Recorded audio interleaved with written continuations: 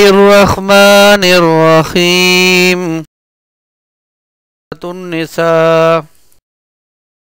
सूरत उन्निसा का रकू नंबर 24 और छठे पारे का तीसरा रकू पढ़ेंगे और ये सूरत उन्निसा का आखिरी रकू है।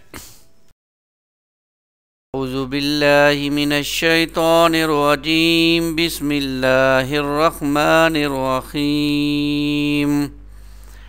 लन यस्तनकिफल मसीहु अन यकून अब्दन लिल्लाहि वलल मलाइकतुल मुकर्रबून वमन यस्तनकिफ अन इबादतिही व यस्तकबिर फसयहशुरुहुम इलैहि जमीआ फ़अम्मल्लज़ीना आमनू व अमिलुस्सालिहाति फ़युवफ़्फ़ीहिम उजूरहुम व यज़ीदुहुम मिन फ़ज़लिहि व अम्मल्लज़ीना इस्तनकफ़ू वस्तकबरू फ़युअज़्ज़िबुहुम अज़ाबन अलीमा वला यजिदून लहुम मिन दूनिल्लाहि वलिय्यन वला नसीरा।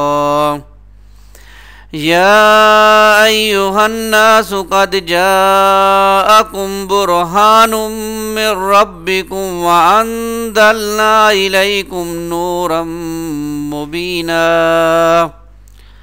फ़अम्मल्लज़ीना आमनू बिल्लाहि वअतसमू बिही फ़सयुदखिलुहुम फ़ी रहमतिम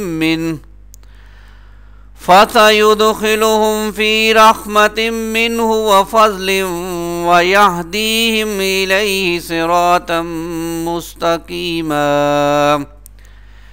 यस्तफ्तूनक कुलिल्लाहु युफ्तीकुम फिल कलाला अनिम्रुउन हलक लैसा लहू वलदुन वलहू उख्तुन फलहा निस्फु मा तरक वहुव यरिसुहा इल्लम यकुल लहा वलदुन फ़इन कानत अस्नतैनि फलहुमुस्सुलुसानि मिम्मा तरक वइन कानू इख्वतन रिजालन व निसाअन फलिज़्ज़करि मिस्लु हज़्ज़िल उन्सयैन।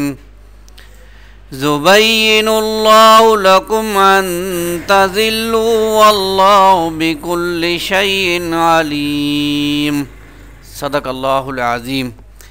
रब्बि इश्रह ली सदरी व यस्सिर ली अमरी वहलुल उक़दतम मिन लिसानी यफ़क़हू क़ौली वजअल ली वज़ीरम मिन अहली आमीन या रब्बल आलमीन। जैसा कि मैंने अर्ज़ किया कि आज हम सूरह निसा का आखिरी रकू है उसको जो है वो मुताला करेंगे और सूरह निसा का इंशाअल्लाह आखिर में मैं जो भी हमने सूरह निसा के अंदर पढ़ा उसका एक ख़ुलासा भी आज बयान कर। आज का जो रकू है उसके अंदर हमने क्या पढ़ना है उसका एक ओवरव्यू, एक तज्ज़िया मैं आपके सामने रखता हूँ। आयात 172 ता 173 के अंदर हम पढ़ेंगे मर्तबा की बुलंदी अल्लाह ताला के सामने झुकने में है, यानी अल्लाह के सामने झुकना, इसी के अंदर इंसान की बरतरी और जो है वो बुलंदी है। आयात 174 ता 175 में कुरान करीम हसूल रहमत का ज़रिया है, इसका तज़किरा है। अल्लाह ताला ने इस कुरान को बहुत बड़ी रहमत का ज़रिया बनाया है, उसका तज़किरा है। और आयत नंबर 176 में कलाला की वरासत का तज़किरा है।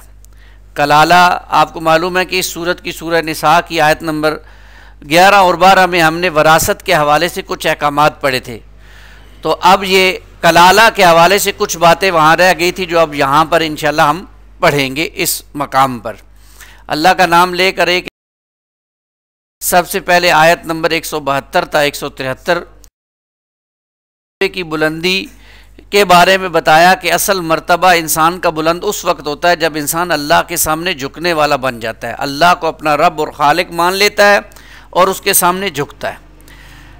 लन यस्तनकिफल मसीहु अन यकून अब्दन लिल्लाह, हरगिज़ आर नहीं रखते थे मसीह अलैहिस्सलातु वस्सलाम के वो हों बंदे अल्लाह के, यानी अल्लाह के बंदा होने में कोई आर महसूस नहीं करते थे सैयदना ईसा अलैहिस्सलातु वस्सलाम। उनको ये आर नहीं थी कि मैं अल्लाह का बंदा क्यों हूँ, बल्कि वो इसको जो है वो एजाज़ समझते थे कि मैं अल्लाह का बंदा हूँ। ये बात यहाँ पर बयान की जा रही है। वलल मलाइकतुल मुकर्रबून, और ना ही अल्लाह के जो मुकर्रब फरिश्ते हैं वो इस बात को आर समझते हैं कि वो अल्लाह की बंदगी करते हैं।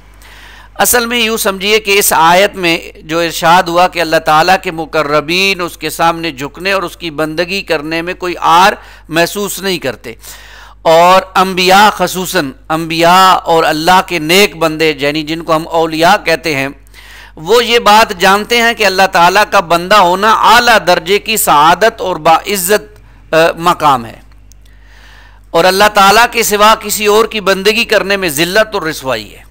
आपको मालूम होना चाहिए कि नबी करीम सल्लल्लाहु अलैहि वसल्लम के हवाले से कुरान मजीद में जितनी मरतबा भी अल्लाह ताला ने मोहब्बत भरा कलाम किया है, वहाँ पर अल्लाह ताला ने आप सल्लल्लाहु अलैहि वसल्लम को जो है वो बंदे ही के मानों में इस्तेमाल किया। जैसे सूरह कहफ का इब्तिदा होती है और जो है वो सूरह बनी इसराइल के शुरू में भी आता है, सुब्हान अल्लज़ी अस्रा बिअब्दिही लैलम मिनल मस्जिदिल हराम इलल मस्जिदिल अक्सा, यानी अब मेराज का तज़किरा हो रहा है तो अल्लाह ने फरमाया पाक है वो ज़ात जो अपने बंदे को ले गई मस्जिद हराम से मस्जिद अक्सा तक, और फिर वो सारों आसमानों की सैर करवाई। इसी तरह सूरह कहफ भी इसी से शुरू होती है। और हर बंदे मोमिन के लिए भी अल्लाह ताला ने ये बहुत पसंद किया कि वो इंसान अल्लाह की बंदगी करे, और इंसानों का तो मकसद ही ये बयान किया गया वमा खलक़तुल जिन्ना वल इंसा इल्ला लियअबुदून, हमने इंसानों और बंदों को इसलिए पैदा किया कि वो अल्लाह की बंदगी करे, इसीलिए तो अल्लाह ने उनको पैदा किया। तो सैयदना ईसा अलैहिस्सलातु वस्सलाम को ईसाइयों ने और फरिश्तों को मुशरिकीन मक्का ने माबूद करार दिया था, यानी वो कहते थे कि अल्लाह भी माबूद है, लेकिन अल्लाह के साथ साथ ईसा अलैहिस्सलातु वस्सलाम क्योंकि अल्लाह के बेटे हैं इसलिए वो भी माबूद है, और इसके साथ साथ सैयदना मरियम सलामुन अलैहा वो भी माबूद है। ये उनका तस्लीस का कीदा था। और मुशरिकीन ये कहते थे कि जो फरिश्ते हैं ये अल्लाह की बेटियाँ हैं। तो ये फरमाया जा रहा है कि हालांकि वो दोनों यानी फरिश्ते भी और सैयदना ईसा ये दोनों अल्लाह के सामने झुकने ही को अपने लिए सआदत का मकाम समझते थे। ये खुद अल्लाह नहीं थे, ये माबूद नहीं थे, ये खुद अल्लाह के सामने झुकने वाले थे, अल्लाह के नेक साले अंबिया थे, अल्लाह के नेक साले बंदे थे। तो वमन यस्तनकिफ अन इबादतिही व यस्तकबिर, और जो कोई आर रखे अल्लाह की बंदगी से और तकब्बुर करे, ये बड़ी अहम आयत है। यानी अल्लाह की बंदगी से आर रखना और अल्लाह ताला के अहकामात के सामने सर झुकाने से इनकार करना, यह भी असल में तकब्बुर की अलामत है। कैसे? देखिए, अल्लाह ताला ने इंसान को पैदा किया और अल्लाह ताला इंसान से इतनी मोहब्बत करते हैं, कुरान मजीद में फरमाया खलक़तु बियदैया, मैंने इंसान को अपने दोनों हाथों से पैदा किया। इंसान को अपने दोनों हाथों से पैदा किया, कितना खूबसूरत बनाया। लक़द खलक़नल इंसान फ़ी अहसन तक़वीम, बेहतरीन साख्त में उसको हमने ढाला। अब उसके ज़िम्मे क्या लगाया कि भाई तुम्हारा काम क्या है? तुम्हारा काम है सिर्फ मेरी बंदगी करना, मेरे सामने झुकना, मुझको रब्बुल आलमीन मान कर मेरे अहकामात की पाबंदी करना। ये इंसान का काम था जो अल्लाह ने उसके ज़िम्मे लगाया। लेकिन इंसान ने क्या किया? अल्लाह की बंदगी में भी डंडी मारनी शुरू कर दी और तकब्बुर करना भी शुरू कर दिया। असल में अल्लाह की बंदगी ना करना ही एक मुतकब्बिर इंसान की खासियत है। और अल्लाह के रसूल सल्लल्लाहु अलैहि वसल्लम से जब तकब्बुर की तारीफ़ पूछी गई कि तकब्बुर क्या है, तो आप सल्लल्लाहु अलैहि वसल्लम ने यही तारीफ़ बयान की कि तकब्बुर ये है कि इंसान जो है वो हक उसके सामने आ जाए और उसको जुटला दे, उसको ना माने और लोगों को अपने से हकीर समझे कि ये मुझसे हकीर हैं। ये असल में तकब्बुर है। बतरल हक व गमतन नास, ये अल्लाह के रसूल ने तारीफ़ की। और ये इंसान के सामने सबसे बड़ा हक अल्लाह ताला की ज़ात है। अल्लाह ताला की इंसान को पहचान ना हो, अल्लाह अपने रब की मार्फत ना हासिल कर सके, अपने रब के साथ वो ताल्लुक़ ना बना सके जो बनाना चाहिए, तो अब इस जैसा मुतकब्बिर इंसान कोई नहीं। और हकीकत में यही है कि इंसान जो भी अल्लाह की बंदगी से आर रखेगा, अल्लाह की बंदगी से दूर भागेगा और तकब्बुर करेगा, फसयहशुरुहुम इलैहि जमिया, तो अल्लाह फरमाते हैं हम अनकरीब जमा कर लेंगे उनको अपनी तरफ, सबको जमा करेंगे। ऐसे नाफरमानों को अपनी तरफ अल्लाह ताला सब के सब को जमा वअम्मल्लज़ीना आमनू आमिलुस्सालिहाति, बस वो लोग जिन्होंने ईमान लाया और उसके बाद नेक आमाल किए होंगे, ईमान के साथ साथ नेक आमाल भी किए होंगे, फ़युवफ़्फ़ीहिम उजूरहुम, तो अल्लाह उनको उनके पूरे पूरे अजर अता फरमाएगा। यानी ऐसा नहीं है कि जो अल्लाह की बंदगी करके ईमान और अमान साले के साथ जाएंगे अल्लाह उनको अजर नहीं देगा, नहीं, उनकी जो भी उन्होंने तकलीफ़ें बर्दाश्त की और जो भी मुसीबतें बर्दाश्त की इस बंदगी में ईमान के लिए और नेक काम के लिए, अल्लाह उनको इसका पूरा पूरा अजर अता फरमाएगा। मिसाल के तौर पर आज ठंड का महीना है, ठंड के महीने में वुज़ू करना और फिर वुज़ू करके नमाज पढ़ना, और जिस वक्त बिजली ना आ रही हो, पानी भी नहीं आ रहा है, ठंडा यख टैंकी के पानी से वुज़ू करना अब मुश्किल है, लेकिन फ़युवफ़्फ़ीहिम उजूरहुम, ये यकीन हो कि अल्लाह इसका पूरा पूरा अजर अता फरमाएंगे, तो फिर ठंडे पानी से भी वुज़ू करना कोई मसला नहीं रहेगा। तो ये असल जो ईमान लाएंगे, नेक अमाल करेंगे, अल्लाह उनको पूरा पूरा अजर अता फरमाएंगे। व यज़ीदुहुम मिन फ़ज़ली, और ज़्यादा देगा उन्हें अल्लाह अपने फ़ज़ल में से। यानी ऐसे लोग जो अल्लाह की बंदगी करेंगे ईमान अमले साले के साथ, अल्लाह उनको उनके अजर तो देगा ही देगा, लेकिन अजर के अलावा एक बोनस भी मिलेगा। वो बोनस क्या है? जैसे हम किसी काम करने वाले को अच्छा काम करने पर उज्रत के अलावा कुछ इनाम दे देते हैं या कुछ टिप भी देते हैं, तो अल्लाह ताला भी अपने ख़ज़ाना फ़ज़ल से जो अच्छा आमाल करके जाएंगे, नेक आमाल करके खूबसूरती के साथ अल्लाह के सामने पेश करेंगे, अल्लाह ताला उनको अपने ख़ज़ाना फ़ज़ल से मज़ीद भी अता फरमाएगा। व यज़ीदुहुम मिन फ़ज़लिही, और अल्लाह ज़्यादा देगा उनको अपने फ़ज़ल से। ये वो लोग होंगे जो नेक होंगे, लेकिन वो जो मुतकब्बिर होंगे, अल्लाह की बंदगी से आर महसूस करेंगे, मस्जिद की तरफ जाना पसंद नहीं करेंगे, मस्जिद को थाना समझेंगे, उनका भी तज़किरा आ गया। व अम्मल्लज़ीना इस्तनकफ़ू वस्तकबरू, और वो जिन्होंने अब्दियत के अंदर आर महसूस की और तकब्बुर किया था, अल्लाह के बंदा बनने में उन्हें आर महसूस होती थी, तकब्बुर किया करते थे, फ़युअज़्ज़िबुहुम अज़ाबन अलीमा, तो अल्लाह उनको दर्दनाक अज़ाब देगा, हम उनको दर्दनाक अज़ाब देंगे। तो आफियत इसी में है कि इंसान अल्लाह के सामने झुक जाए। और वैसे भी इकबाल ने बड़े प्यारे अशार में मेरी और आपकी रहनुमाई कर दी, किसी सर नुकूसी टहनी पे रख लेंगे चार तिनके, न बुलंद शाख होगी न गिरेगा आशियाना। झुकी हुई टहनी के साथ हमेशा फल ज्यादा लगता है। कभी आप दरख्त को देखें तो जो उसकी टहनी झुकी होगी उसके साथ ज्यादा फल लगेंगे। झुका हुआ इंसान अल्लाह को बहुत पसंद है, अकड़ा हुआ इंसान, मुतकब्बिर इंसान, बागी इंसान अल्लाह को बड़ा नापसंद है।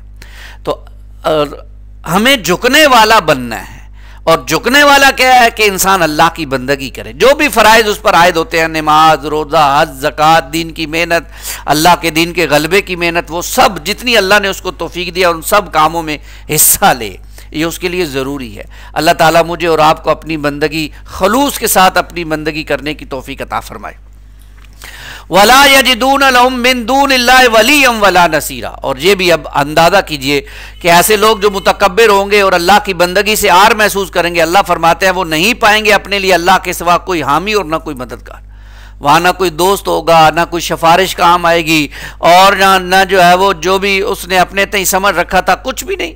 वहाँ तो सिर्फ अल्लाह ही अल्लाह है, और अल्लाह के पास तो फिर सलीम फितरत के साथ उसे जाना पड़ेगा। आयात 174 था 100 कुरान करीम के हवाले से फरमा रहे हैं कि ये अल्लाह की तरफ से एक बहुत बड़ी रहमत है जो अल्लाह ताला ने तुम्हें दी। या अय्युहन्नास, ए लोगो, कद जाकुम बुरहानुम मिन रब्बिकुम, देखो आ चुकी है तुम्हारे पास दलील तुम्हारे रब की तरफ से।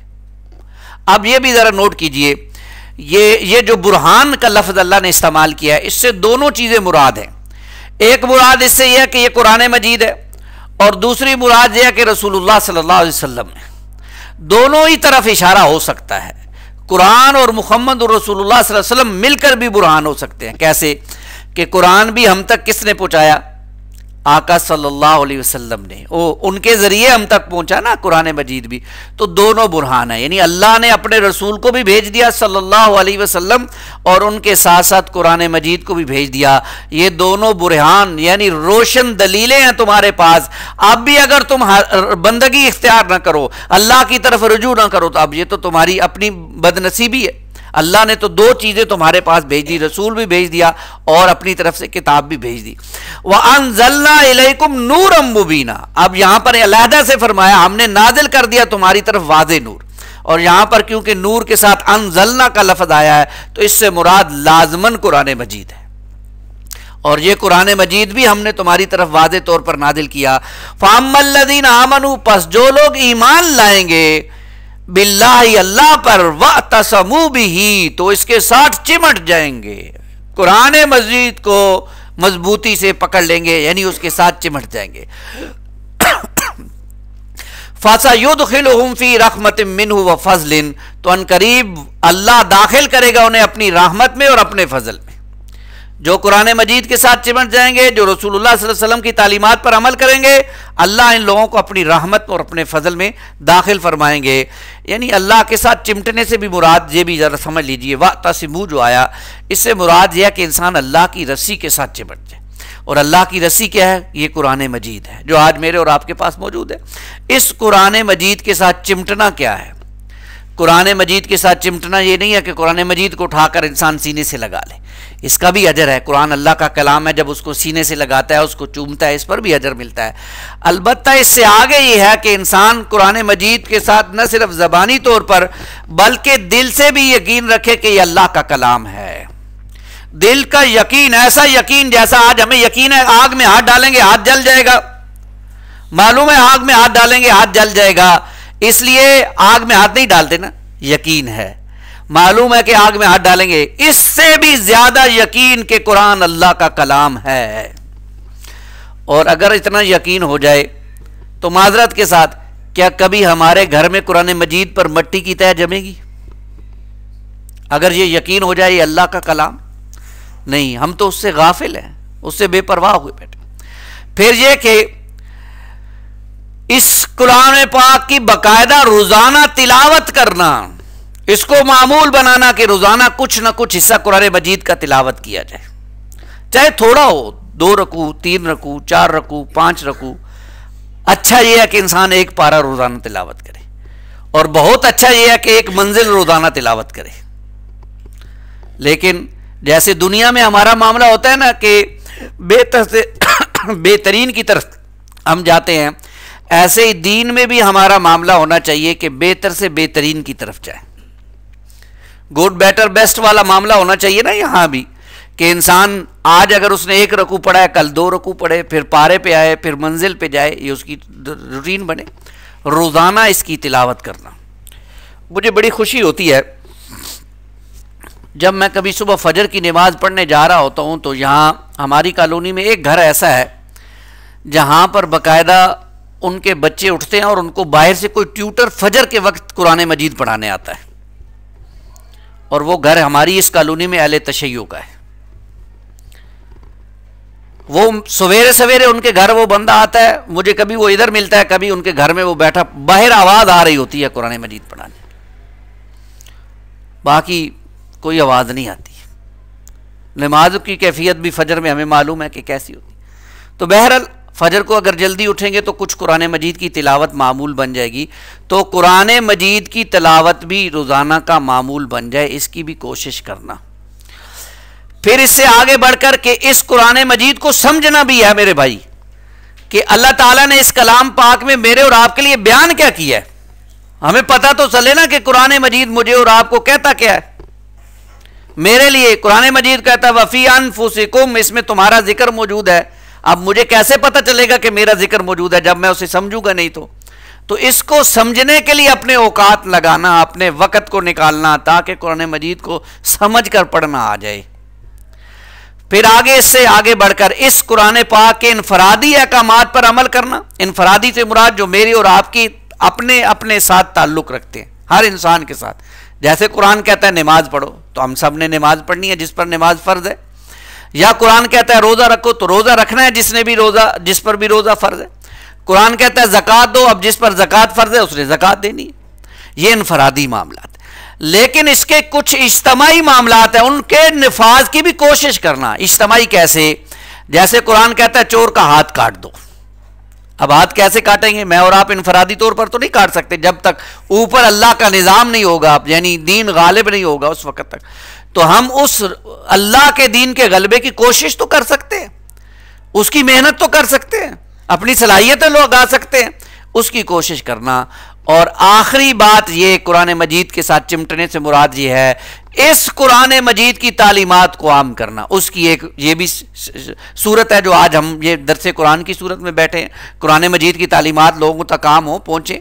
आगे बढ़कर कोई कुरान क्लास हो सकती है, कोई अरबी ग्रामर सिखाना हो सकता है ताकि कुरान मजीद की तालीमात आम हो। और इससे आगे बढ़कर होना तो ये चाहिए कि गली गली मोहल्ले मोहल्ले में हल्का कुरानीज बन जाएं, छोटे छोटे हल्के बन जाएं कुरान मजीद के, जहाँ पर लोग आकर कुरान मजीद सीखें और फिर आगे सिखाएं। ये है वो कुरान मजीद के साथ चिपकना। लेकिन अफसोस है, अफसोस है, अफसोस है, हमारे पास तो कुरान के लिए इतनी अहमियत भी नहीं है जितनी हमारे लिए फिजिक्स की किताब की अहमियत है या मैथ की किताब की अहमियत है। इतनी अहमियत भी नहीं है जितना वक्त हम उस किताब को देते हैं, उससे अगर कुछ कम वक्त भी हम इस कुरान को दे दें तो हमारे वारे न्यारे हो जाए। हम दुनिया की तालीम हासिल करने के लिए खुद भी और अपने बच्चों को भी हासिल कराने के लिए पैसे भी लगाते हैं, अकेडमीज भी भेजते हैं, स्कूल भी भेजते हैं, कॉलेज भी भेजते हैं, और जो है वो साथ साथ जो है वो उनकी जो है वो सारे मामलात देखते हैं। लेकिन दीन की तालीम देने के लिए, कुरान की तालीम देने के लिए हमारे पास ना पैसा है, ना वक्त है और ना फुर्सत है। यह हमारा अलमिया है। अब बड़े बड़े लोगों को उठाकर देख लीजिए, कुरान मजीद सही पढ़ना ही नहीं आता। हमने अभी पिछले दिनों क्लास ख़त्म की यहाँ पर, तो हमने लोगों के तासुरात लिए, तो बड़े बूढ़े बूढ़े लोगों ने ये तासुरात पेश किए अपने, कि हमें आज पता चला कि असल में कुरान पढ़ना कैसे, पता ही नहीं है। ये तो अल्हम्दुलिल्लाह अल्लाह ताला ने उन पे करम किया कि उनको अभी तो पता चल गया ना, अगर इसी हाल में मर जाते तो क्या होता। तो आज पढ़ना ही नहीं आता लोगों को कुरान मजीद, और हमें फिक्र भी नहीं। यानी सुबह 6:30 बजे फजर की नमाज होती है, तो वापस अगर कभी वाप करके आए तो 7, सवा 7 बजे घर पहुंचते हैं, तो उस वक्त माएँ बच्चों के कान पकड़ के बाहर खड़ी होती हैं कि रक्शे वाला आए, गाड़ी वाला आए, इसको स्कूल भेजें। ये होता है मामला। लेकिन फजर की नमाज की तरफ कोई तवज्जो नहीं, कुरान की तरफ कोई तवज्जो नहीं। यानी इससे ये मुराद नहीं है कि स्कूल की तालीम नहीं होनी चाहिए, ये हरगिज़ मुराद नहीं है। लेकिन इसके ये मुराद भी नहीं है कि इंसान दीनी तालीम से गाफिल हो जाए। दोनों में बैलेंस तो होना चाहिए ना, दीनी तालीम भी हासिल करे, दुनियावी तालीम भी हासिल करे। कम से कम कुरान पढ़ना तो आ जाए, कम से कम कुरान के साथ एक ताल्लुक तो बन जाए, उसे मालूम हो जाए कि पारे कितने हैं कुरान मजीद में। ये भी हमारे यहाँ BSc के स्टूडेंट से मैंने सवाल पूछा, कुरान मजीद में पारे कितने हैं, पता ही नहीं है, BSc के स्टूडेंट। तो ये आज हमारी हालत है। तो कुरान मजीद के साथ जुड़ना पड़ेगा मेरे भाई। आज हमारी जो जिल्लत की बहुत बड़ी वजह है, या हमारे अंदर जो फसाद आ रहे हैं, हमारी ज़िंदगियों में जो बरकतें ख़त्म हो रही हैं, उसकी एक बहुत बड़ी वजह यह है कि आज हमने अल्लाह के इस नूर कुरान मजीद को छोड़ दिया और दूसरे बुरहान और नूर नबी करीम सल्लल्लाहु अलैहि वसल्लम की तालीमात से रुख मोड़ लिया। तो ज़रूरत इस बात की है कि मैं और आप फिर से कुरान मजीद की तरफ रुजू करें और मुहम्मद रसूलुल्लाह सल्लल्लाहु अलैहि वसल्लम की तालीमात पर अमल करने की कोशिश करें। अल्लाह हमें इसकी तौफीक अता फरमाए। फ़अम्मल्लज़ीना आमनू बिल्लाहि वअतसमू बिही, बस जो लोग ईमान लाएंगे इसके ऊपर और उसके साथ चिमट जाएंगे, वयहदीहिम इलैहि सिरातम मुस्तकीमा, तो अल्लाह हदायत देगा उनको अपनी तरफ सीधे रास्ते की। इनको अल्लाह अपने साथ। अब आए इस रकू की भी आखिरी आयत और इस सूरत की भी आखिरी आयत जिसका आज हम मुताला करने लगे हैं। आयत इसके अंदर कलाला की वरासत का तज़किरा है। इससे पहले हमने सूरह निसा की आयत नंबर 11 और 12 में पढ़ा था, वरासत के अहकामात के हवाले से कुछ बातें पढ़ी थी, और वहां पर जो है वो कलाला की वरासत के उसके बहन भाइयों में जो भी तकसीम थी कुछ पढ़ी थी। आज उसकी जो है वो अगली कुछ तकसीम का तज़किरा यहाँ पर आ रहा है। तो यूँ समझिए कि इस सूरत का इख्तिताम वरासत की आयत के ऊपर हो रहा है। यस्तफ्तूना का ये असल में सवाल पूछने के लिए, ए नबी सल्लल्लाहु अलैहि वसल्लम वो आपसे सवाल पूछते हैं, आपसे बात पूछते हैं। कुलिल्लाहु युफ्तीकुम फिल कलाला, तो आप सल्लल्लाहु अलैहि वसल्लम फरमाइए अल्लाह हुक्म देता है तुम्हें कलाला की मिरास के वरासत के बारे में, यानी अल्लाह तुम्हें उसकी वरासत के बारे में ये हुक्म देता है। अब कलाला किससे कहते हैं ये भी हमारे सामने चाहिए। कलाला ऐसे मर्द या औरत को कहते हैं जिसके ना वालिदैन हो ना ही औलाद। एक ऐसा शख्स है उसके वालिदैन भी फौत हो गए, लेकिन अल्लाह ने उसे औलाद भी नहीं दी, अकेला है वो, यानी ना उसके कोई असल है, ना आगे फरू है, ना औलाद है, ना पीछे उसकी वालिदैन है। ऐसे मर्द या औरत को कलाला कहते हैं। अब कलाला की वरासत उसके बहन भाइयों में मुंतकिल हो जाती है। जाहिर बात है, अब वो मरेगा, औलाद तो नहीं है, तो उसकी वरासत किधर जाएगी? अब उसके बहन भाइयों में जाएगी। मां शरीक बहन भाइयों की वरासत की वजाहत हम पढ़ चुके हैं आयत नंबर 12 में, जो मां शरीक बहन भाई हैं। अब जो बाप शरीक बहन भाई हैं या दूसरे, उनका तज़किरा अब इस आयत में आ रहा है। इनिमरुन हालाका लैसा लहू वलदुन वलहू उख्तुन फलहा निस्फु मा तरक। अगर कोई शख्स फोत हो गया और उसकी कोई औलाद नहीं है और ना मां बाप हैं, उसकी सिर्फ एक बहन है, तो उसके लिए उसके तरके में निस्फ है, उसको आधा मिलेगा। एक बहन है, बाकी कोई भी नहीं है, तो उसको कितना मिलेगा जी? आधा मिलेगा, इससे ज्यादा नहीं मिल सकता।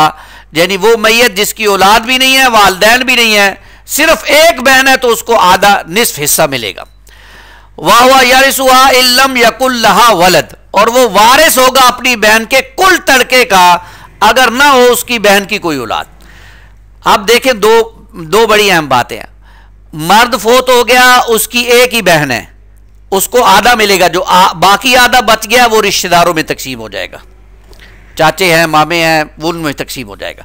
लेकिन अगर बहन है और उसका एक ही भाई है और बहन फोत हो जाती है, तो बहन की सारी विरासत भाई को मिल जाएगी, बहन की सारी विरासत भाई को मिल जाएगी।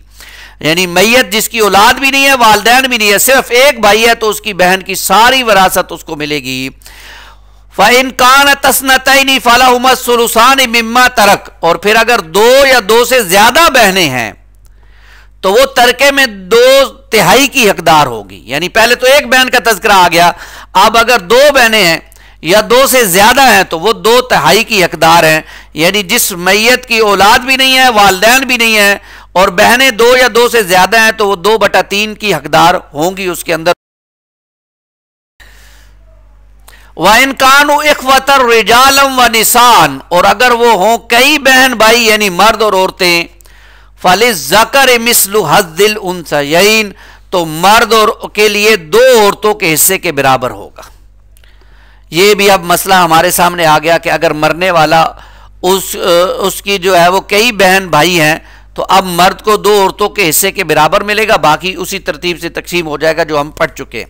युबय्यिनुल्लाहु लकुम अन तज़िल्लू, अल्लाह वाज़ेह फरमाता है तुम्हारे लिए अहकामात, कहीं तुम गुमराह न हो जाओ।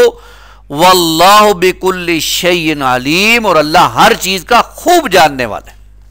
अल्लाह को मालूम है कि कौन वरासत न देने में डंडी मार रहा है और कौन जो है वो बहन समझकर उसकी वरासत को हड़पने की कोशिश कर रहा है। इसलिए हमने जब ये आयत पढ़ी थी तो मैंने कुछ तफसील बयान की थी, और तफसील में से कुछ बातें, चंद बातें याद दहानी के तौर पर अर्ज कर देता हूं। एक ये भी थी कि मैयत के मरने के बाद, उसकी तदफीन के बाद जो काम होगा वो वरासत की तकसीम होगी। अव्वलीन फुर्सत में जो पहला काम करना है वो वरासत की तकसीम है। वरासत की तकसीम कैसे, उसका पूरा जिक्र हम पढ़ चुके, किसको कितना मिलेगा उसका तज़किरा हमारे सामने आ चुका कि कैसे तकसीम करना है। अलबत्ता बहुत अफसोस है आज हमारे यहां वरासत तकसीम ही पहली तो बातें नहीं की जाती, और अगर करने की नौबत आ जाए तो हर शख्स की यह ख्वाहिश होती है कि मैं उसमें डंडी मार लूं, मैं डंडी मार लूं। बड़ा छोटे को जो है वो उसके वरासत में से हिस्सा लेने के चक्कर में होता है, छोटा बड़े के वरासत में से हिस्से लेने के चक्कर में होता है। यह बहुत कबीरा गुनाह है। किसी ने वरासत के हवाले से अल्लाह के रसूल ने फरमाया कि जिस किसी ने एक बालिश जमीन किसी की जो उसका हक नहीं बनता था उसने ले ली, क़यामत वाले दिन वो जमीन आग का तोक बनाकर उसकी गर्दन में डाल दी जाएगी, आग का तोक बनाकर डाल दी जाएगी। इसलिए वरासत अगर है मरने के, और वरासत सिर्फ जमीन नहीं है, यह भी बड़ा नोट कर लीजिए, वरासत वालिदैन की जितनी चीजें हैं, जो भी मरने वाला है, उसके कपड़े, उसके बैंक बैलेंस, उसकी जमीन, उसका जेवर, सारी चीजें वरासत में शामिल है। ये सारी चीजें तकसीम होंगी बिल्कुल तरतीब के साथ। ये है सूरतुन निसा जिसका हमने एक बात मैंने शुरू में अर्ज की थी तारफ़ कुरान के दौरान, हमने ये बात पढ़ी थी कि कुरान हकीम की एक तकसीम यह है कि कुरान मजीद 7 मनाजिल पर मुश्तमिल है। यानी हिज़्ब, हिज़्ब की जमा अहज़ाब और मंजिल की जमा मंजिलों, और इस एतबार से पहली मंजिल सूरह निसा पर ख़त्म हो गई अल्हम्दुलिल्लाह। जो पहली मंजिल हमारी अब पीछे रह गई, 6 मंजिलें अल्लाह ताला इंशाअल्लाह तौफीक देगा तो वो भी हम जो है वो अदा कर। अलबत्ता एक दुआ है बड़ी प्यारी, अल्लाह के रसूल सल्लल्लाहु अलैहि वसल्लम से मसनून, उसको पढ़ते हैं और फिर मैं एक तज्जिया खाका आपके सामने रखूंगा कि सूरह निसा में हमने क्या क्या पढ़ा। अल्लाहुम्मा अल्लिफ बैना कुलूबिना, ए अल्लाह हमारे दिलों में उल्फत और मोहब्बत डाल दे। व अस्लिख ज़ाता बैनिना, और तू अल्लाह हमारी इस्लाह कर दे, यानी हमें सही रास्ते की तरफ। वहदिना सुबुल सलाम, और हमें सलामती वाले रास्ते दिखा जिन पर तेरी सलामती सलामती हो। वनज्जिना मिनज़्ज़ुलुमाति इलन नूर, और ऐ अल्लाह हमें गुनाहों के अंधेरों से हदायत की रोशनी की तरफ निजात दे दे। और हदायत की रोशनी कुरान मजीद है, इसके साथ जोड़ दे अल्लाह तू हमें। वजन्निबनल फवाहिशा मा ज़हरा मिनहा व मा बतना, और ऐ अल्लाह हमें जाहिर और छुपे हुए गुनाहों से बचा ले, हमें उनसे बचा ले, हम गुनाहों से बच जाएं। व बारिक लना, और ऐ अल्लाह तू बरकत डाल दे, फी अस्माइना, हमारी समातों में, व अबसारिना, और हमारी दिखावे यानी आंखों में, व कुलूबिना, हमारे दिलों में, व अज़वाजिना, और हमारी बीवियों में, व ज़ुर्रियातिना, और हमारी औलाद में, व तुब अलैना, और ऐ अल्लाह तू हमारी तौबा को कबूल कर ले। इन्नका अंतत तव्वाबुर रहीम, बेशक है अल्लाह तू बहुत ज़्यादा तौबा कबूल करने वाला है। अल्लाह ताला हम सब के गुनाहों को माफ़ करे। बहुत से लोग शुरू से मेरे साथ इस दर्स में शरीक हैं, यानी जब हमने शुरू किया था पहला रकू, बहुत कम लोग ऐसे होंगे जिनके कोई 1-2 रकू मिस हुए होंगे। अल्हम्दुलिल्लाह अब तो हमने इसकी रिकॉर्डिंग भी बाकायदा स्लाइड्स की शुरू की है कि ताकि कोई अगर शख्स मिस हो जाए तो वो अगले दिन या 2-4 दिनों के बाद रिकॉर्डिंग भी सुन ले। तो अल्हम्दुलिल्लाह अल्लाह ताला के फजल व करम से आज हमने सूरह निसा मुकम्मल कर ली है। अब मैं थोड़ा सा इसका खुलासा कि हमने सूरह निसा में पढ़ा क्या था वो आप लोगों के सामने। सबसे पहले सूरह निसा का तारुफ पढ़ा था। सूरह निसा जो है वो 4थे पारे के आखिर से शुरू होती है। ये सारी की सारी जो है वो बातें हमारे सामने आएंगी, और इसमें जो 176 आयत हम अभी हमारे सामने आ गया, 176 आयत थी। पहली आयत इसकी बहुत अहम थी, जिसके अंदर अल्लाह ताला ने मुसवाते इंसानी की असासात को बयान किया था, यानी कि तमाम इंसान बराबर हैं और एक आदम अलैहिस्सलातु वस्सलाम और हवा के बेटे हैं, और इसी से फिर आगे नस्ल चली। दूसरी आयत नंबर 2 ता 10 में हमने ख़वातीन के और यतीमों के कुछ हकूक़ पढ़े थे और बड़ी तफसील के साथ ये बातें हमारे सामने आई थी। आयत 11-12 में वरासत के अहकामात पढ़े थे, बड़ी तफसील के साथ हमने वरासत के अहकामात पढ़े थे और फिर सवालों जवाब भी कुछ हुए थे। आयत 13 ता 14 में हदूदुल्लाह की अहमियत, यानी अल्लाह ने जो हदें बयान की हैं उनकी कितनी अहमियत है उसका तज़किरा हमने पढ़ा था। आयत 15 ता 16 में जो बदकारी करते हैं उनकी सज़ा क्या है उसका तज़किरा पढ़ा था।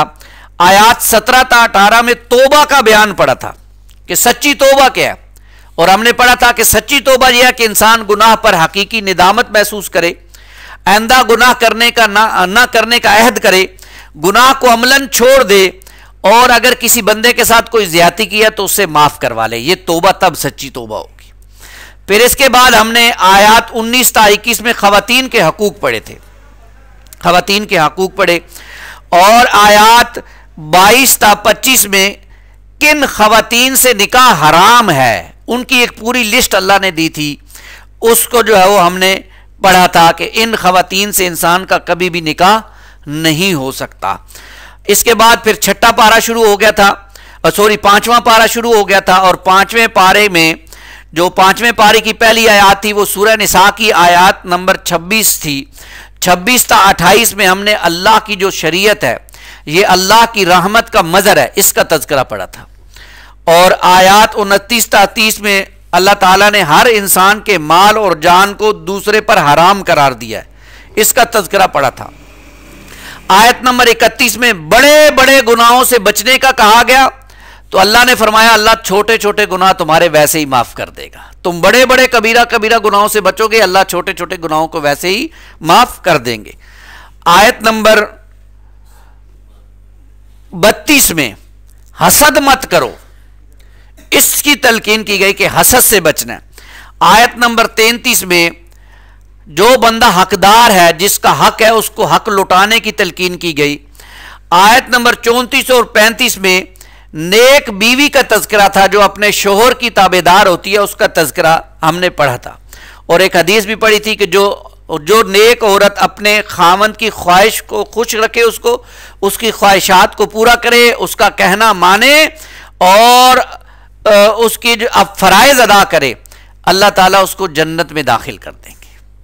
ये नेक बीवी के हवाले से हमने पढ़ा था। आयात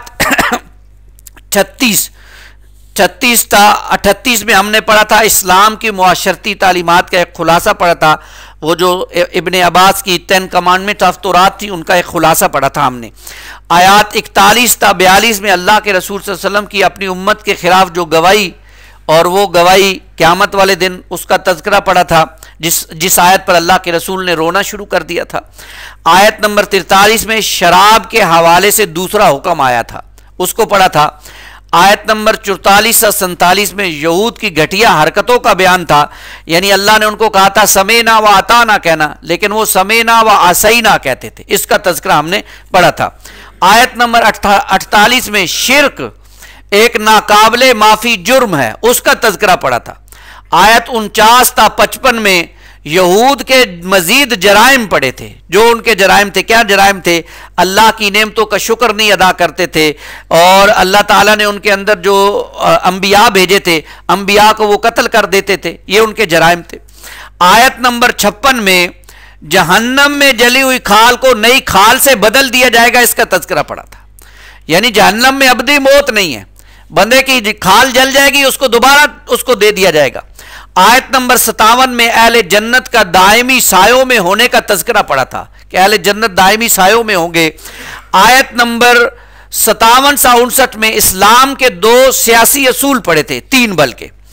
एक सियासी असूल थे जाके जो भी इज्तमाई अमानत है, उसके ऊपर जो अहल अफराद हैं, अमानत का मनसब है, वो अहल अफराद के सुपुर्द किया जाए, ना अहल लोग ऊपर ना बिठा दिए जाए। और दूसरी बात ये कि जो भी किसी मनसब पर है वो अदल से फैसला करे, बगैर अदल के फैसला ना करे। और तीसरी बात ये कि रियासत इस बात की पाबंद होगी कि हर सतह पर अल्लाह और उसके रसूल सल्लल्लाहु अलैहि वसल्लम की इताअत की जाए। आयत नंबर 60 से 63 में अल्लाह के रसूल सल्लल्लाहु अलैहि वसल्लम की इताअत से गुरेज मुनाफिकत का मदर है, उसका तज़किरा पड़ा था। आयत नंबर 64 से 68 में इताअत रसूल की अहमियत का हमने तज़किरा पड़ा था। आयत नंबर 69 और 70 में अल्लाह के नाम याफ्ता बंदों का तज़किरा पड़ा था। आयात 71 था 72 में अल्लाह की राह में जो लोग जंग से फरार कर जाते हैं वो मुनाफिक है, उसका तज़किरा पड़ा था। और आयत नंबर 77 में सब्र महर, यानी दीन की दावत के काम के अंदर जब तक अभी इतनी कुव्वत मुयस्सर नहीं हुई कि बातिल से टक्कर ली जाए, उस वक़्त तक सब्र करना है, उसका तज़किरा पड़ा था। आयात 78 था 79 में अल्लाह ने फरमाया था हर इंसान के मौत का वक्त तयशुदा है, वो बदल नहीं सकता। ये इंसान के ज़हन में बात आ जानी चाहिए। आयात 80 था 81 में रसूलुल्लाह सल्लल्लाहु अलैहि वसल्लम की इताअत ही अल्लाह की इताअत है, इसको पढ़ा था हमने। आयत नंबर 82 में मुनाफिकत का इलाज क्या है? तदब्बुर कुरान, कुरान के अंदर गौर व फिक्र करना, इससे निफाक दूर हो जाता है, ये पढ़ा था। आयात 83 था 84 में बगैर तहकीक के खबर को आगे ना बढ़ाया जाए, ये बात हमने पढ़ी थी, यानी उसकी खूब तहकीक की जाए फिर बात आगे बयान की जाए। आयात 85 87 में अच्छी दावत, यानी लोगों को अच्छी दावत देना ये सदका जारिया है, और बुरी दावत देना ये गुनाह जारिया है, इसका तज़किरा पड़ा था। आयत नंबर 88 था 91 में मुनाफिकीन की हिजरत से गरेज, उसकी सूरतें पड़ी थी। आयत नंबर 92 में कत्ले खत्ता का कफारा पड़ा था। आयत नंबर 93 में कत्ले नाहक का जो वबाल आता है इंसान पर, उसका तज़किरा पड़ा था। आयत नंबर 94 में महज ज़बान से इकरार इंसान को मुसलमान बना देता है, उसका तज़किरा पड़ा था। आयत नंबर 95 था 96 में अल्लाह की राह में निकलने की फजीलत का तज़किरा पड़ा था। आयात 97 था 100, अल्लाह की राह में हिजरत की अहमियत और फजीलत पूरी तफसील से हमने पढ़ी थी। हिजरत क्या है, हिजरत की तकसीम क्या है, हिजरत का अजर क्या है, पूरी तफसील पढ़ी थी। आयत नंबर 101 में नमाज कसर का हुक्म पड़ा था सफ़र के दौरान। आयत नंबर 102 में नमाज खौफ का हुक्म पड़ा था। आयत नंबर 103 में नमाज को पाबंदी वक्त के साथ अल्लाह ने फ़र्ज किया, इसका तज़किरा पड़ा था। आयत नंबर 104 में मुसलमान और काफिर के अमल के फ़र्क की वजाहत पड़ी थी। आयत नंबर 105 तक 112 में ख़यानत करने वाले की हमायत मर्द करो चाहे वो मुसलमान ही क्यों ना हो, यानी ख़यानतदार इंसान की तरफदारी न करने की तलकीन की गई थी। आयत नंबर 113 में नबी करीम सल्लल्लाहु अलैहि वसल्लम पर अल्लाह के फजल का बयान पड़ा था। आयत नंबर 114 में नजवा यानी खुसर पुसर की पसंदीदा सूरतें पड़ी थी कि यानी किसी के लिए नेकी की खातिर, किसी के काम आने की खातिर अगर कोई अलहदगी में मशवरा करता है, इसकी इजाज़त। आयत नंबर 115 में अजमाए उम्मत के लिए कुरान की दलील, उसका तज़किरा पड़ा था। आयत नंबर 116 में शिर्क का जुर्म माफ नहीं किया जाएगा, उसका तज़किरा पड़ा था। आयत नंबर 117 था 122 में शैतान के नापाक आज़ाइम का तज़किरा पड़ा था और वो हमने बड़ी तफसील से पढ़ी थी। उसके नापाक अज़ाम किए हैं, औरतों को मर्दों जैसा बना देना, मर्दों को औरतों जैसा बना देना, और जो है वो इससे आगे बढ़कर तख्लीक, अल्लाह की तख्लीक में जो है वो तब्दीली करवा देना, मर्दों का दाढ़ी काटना, इसी तरह मर्दों के ऐसे बड़े बड़े बाल रखना, औरतों की तरह सी सूरतें बनाना, ये पूरी तफसील हमने पढ़ी थी। आयात 123 था 124 में खुशकुन ख्वाहिशात काम नहीं आएंगी, उसका तज़किरा पड़ा था। यानी बड़ी अच्छी अच्छी ख्वाहिशें बना लेना और उसके लिए काम कोई ना करना, सोए रहना। मैं नहीं कहना कि मैं PhD कर लूंगा लेकिन किताब एक दिन भी ना खोलना, यानी खुशकुन ख्वाहिशात कभी कुछ नहीं होने वाला, उसका तज़किरा पड़ा था। आयात 125 था 126 में हमने बेहतरीन रविश पढ़ी थी, मिल्लत इब्राहीम अलैहिस्सलातु वस्सलाम की पैरवी का तज़किरा था। आयात 131 133 में अल्लाह का तकवा इख्तियार न करना यह कुफ्र है, इसका तज़किरा पड़ा था। आयात 134 में हमने ये पढ़ा था, अल्लाह ने दो टोक अल्फाज में फरमा दिया, तय कर लो तुम्हें दुनिया चाहिए या आखिरत चाहिए, तय कर लो, ये अल्लाह ने कह दिया।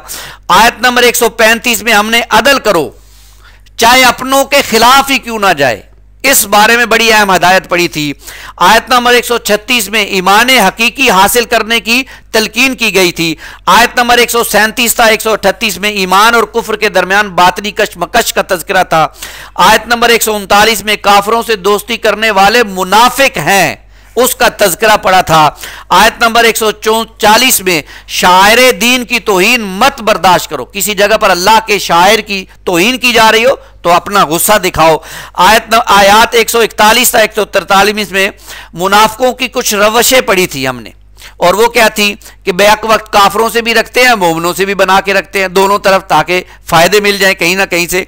और नमाज में बिल्कुल दिल हारे खड़े होते हैं और जो है वो अपनी ज़ात और अपने मफाद के साथ मुखलिस होते हैं, बाकी किसी का जो होता है होता रहे। आयत नंबर 144 में मोमिनों के मुकाबले में काफिरों को दोस्त मत बनाओ, इसका तज़किरा पड़ा था।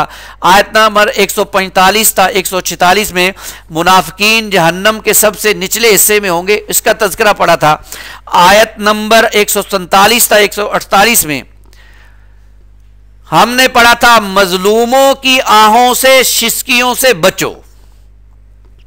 आयत नंबर 149 था 152 में हमने पढ़ा था ईमान बिल रिसालत के हवाले से फितनों का तज़किरा, और इस पर हमारा 5वां पारा खत्म हो गया था। फिर छठा पारा हमारा शुरू हुआ था। छठे पारे की पहली आयत सूरह निसा की आयत नंबर 153 थी। 153 और 156 तक हमने यहूद पर जिन जराइम की वजह से अल्लाह ने लानत की थी उसका तज़किरा पड़ा था। आयात नंबर 157 से 159 में सैयदना ईसा अलैहिस्सलातु वस्सलाम ने जो उनको अल्लाह ताला ने आसमान पर जिंदा उठाया उसका तज़किरा पड़ा था। आयात 160 और 61 में यहूद पर पाकीज़ा नेमतें जो अल्लाह ने हराम कर दी थी, क्यों की थी, उसका तज़किरा पड़ा था। आयत 162 में यहूद के नेक लोगों की बशारत पड़ी थी। आयत नंबर 163 और 164 में अंबिया के प्यारे नामों का गुलदस्ता पड़ा था। आयत नंबर 165 में रसूलों को भेजे जाने का मकसद पड़ा था। आयत नंबर 166 था 169 में कुरान हकीम की हकानियत को एक जलाली असलूब में अल्लाह ताला ने बयान किया था, वो पड़ा था। आयत नंबर 170 में तमाम लोगों को नबी की दावत पर ईमान लाने की तलकीन की गई थी, ये पढ़ी थी बात। आयत नंबर 171 में ईसाइयों को यह कहा गया था कि इत्तदाल की रविश इख्तियार करो। आयत 172 था 173 में जो आज हमने पढ़ी, मर्तबे की बुलंदे के लिए अपने आप को झुकाने का तज़किरा था, झुका दो अपने आप को। आयत 174 था 175 में कुरान मजीद ही हसूल रहमत का जरिया है, उसका तज़किरा पढ़ा। और आखिरी आयत यानी आयत नंबर 176 में हमने कलाला की वरासत का तज़किरा पढ़ा। ये पूरा एक ओवरव्यू था पूरी सूरत का, सूरह निसा का आयत नंबर 1 से लेकर 176 तक। अल्लाह ताला से दुआ है कि अल्लाह ताला मुझे और आपको जो हमने पढ़ा उस पर अमल करने की तौफीक अता फरमाए और हमें मज़ीद कुरान मजीद के साथ जुड़ने की तौफीक अता फरमाए।